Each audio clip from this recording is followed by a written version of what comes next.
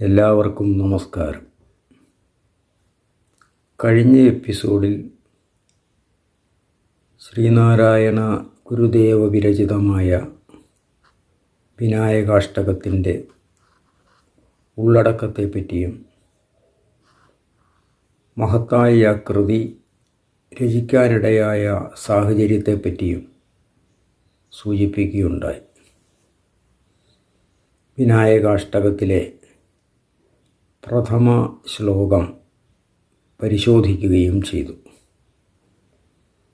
ഇനി നമുക്ക് വിനായകാഷ്ടകത്തിലെ രണ്ടാമത്തെ ശ്ലോകത്തിലേക്ക് കടക്കാം. കില ദേവഗോത്രം കനത്തേമഗാത്രം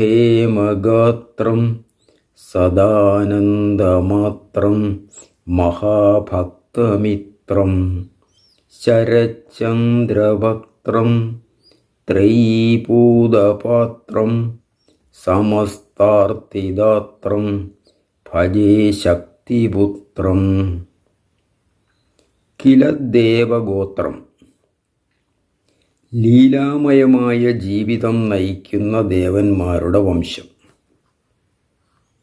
ആ വംശത്തിൽ ജനിച്ചവനാണ് ഗണപതി. കനത്തേമഗാത്രം, കനത്ഹേമഗാത്രം എന്നാണ്. തിളങ്ങുന്ന സ്വർണം പോലുള്ള ശരീരത്തോടു കൂടിയവൻ. സദാനന്ദമാത്രം, എല്ലായ്പ്പോഴും ആനന്ദസ്വരൂപനായി തന്നെ കഴിയുന്നവൻ. മഹാഭക്തമിത്രം, ഭക്തന്മാരുടെ ഉറ്റ സുഹൃത്ത്.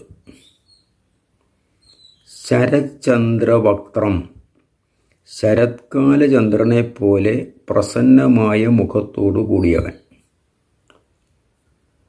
ത്രയീഭൂതപാത്രം, വേദങ്ങൾക്ക് നിർമ്മലമായ വാസസ്ഥാനമായിട്ടുള്ളവൻ.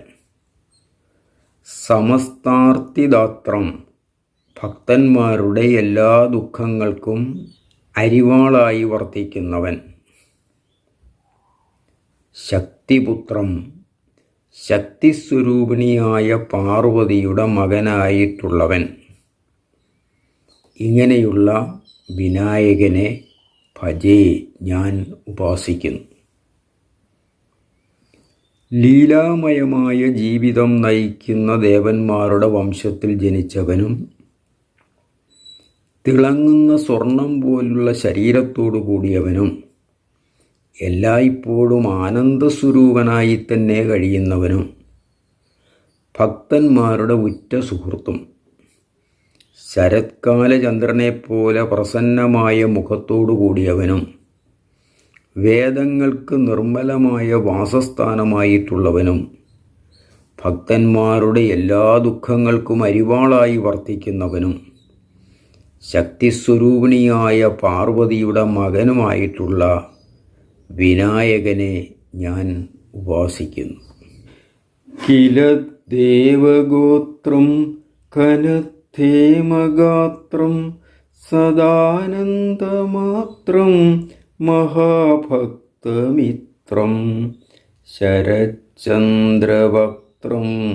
ത്രയീപൂതപാത്രം